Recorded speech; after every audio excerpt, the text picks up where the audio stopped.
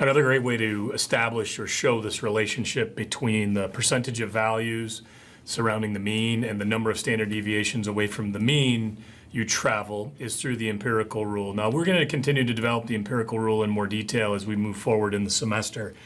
We can go through the details of the Gaussian distribution and how we deal with the normal distribution throughout the term. Now, the reason why I mention that now is the empirical rule requires that a distribution be normal. Now, we haven't gotten to the point where we really talk about this in detail, but as we start off here, when we say that a distribution is normal or it follows a Gaussian distribution, it's bell-shaped and it's symmetrical. And so when we employ the empirical rule, we require this to, we assume that this is true. We require this to be true.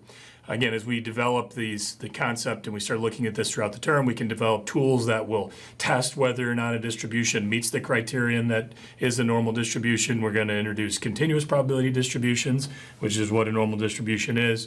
And there's all kinds of extensions of this. But at this basic starting point, as we deal with the empirical rule, just understand that the picture has to look something like this.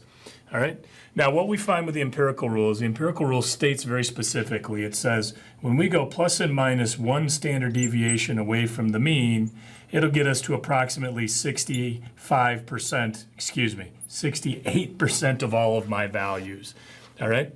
When we go plus and minus 2 standard deviations, it'll get us to right around 95% of all of the distribution. Now, again, when I say approximately, now we are much clearer, more specific than when we looked at Chebyshev before, who was really just looking at just a general thing. This is going to be like 99 or 95.44% kind of a thing.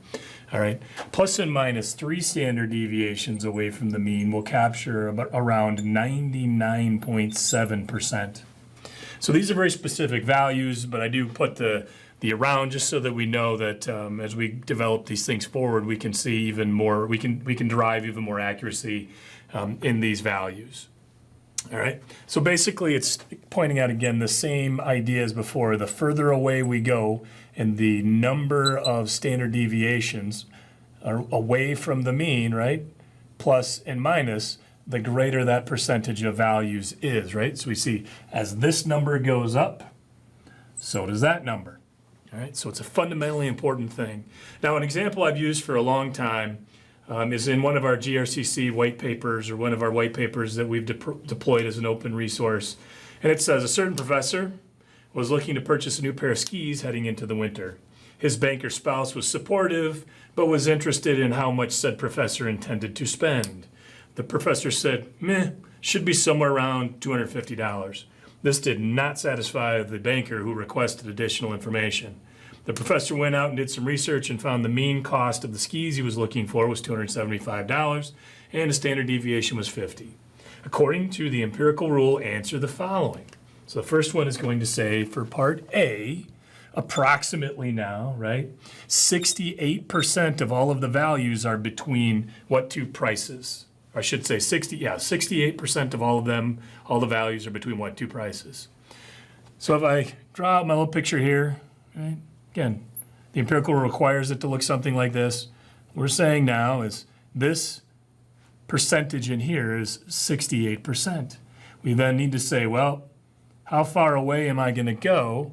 Well, if I want to find these data or these prices right here, what we're saying is where these line up is going to line up with plus and minus 1 standard deviation. So if I go out plus 1 standard deviation in this direction and minus 1 standard deviation in that direction, I'm going to find out the end values, if you will, on 68% of the prices. I'm going to step back. I read through that pretty quickly and write out a couple other things that were given to me in the problem, right? We found that the mean ended up, imagine I can find the population mean, which is a stretch, but the mean was 275, all right? And the standard deviation was 50, okay? So what we're saying is we're basically starting here at $275, and we're going out plus then $50 in this direction and minus $50 in that direction. If we add the 50 to the 275, we get 325. If we subtract it, of course, we get 225. So the way that we would read this then is we would say that approximately 68% of the values are between this 225 and 325 value, right? That contains around 68%. The question goes on and says, well, approximately 95% of all the values will be between what two, 95% of all the prices will be between what two values. Now we've got, again, same kind of picture here. Now we're going out 2 standard deviations plus 2 standard deviations minus 2 standard deviations, because now, again, we're at 95%, okay? So now if we do that, we still have the same starting point down here at our mean at 275. We're trying to find out what those endpoints are. Now instead of going out just $50, there's $100 in here, right? Because now we have 2 different standard deviations between the 275 and whatever this value is. Of course, that's plus, and then we have minus $100 on that side of the mean. Something that we'll develop as we go forward is this idea when we're dealing with normal distributions, we're going to standardize back to our center value, and everything on one side is positive, everything on the other side is negative.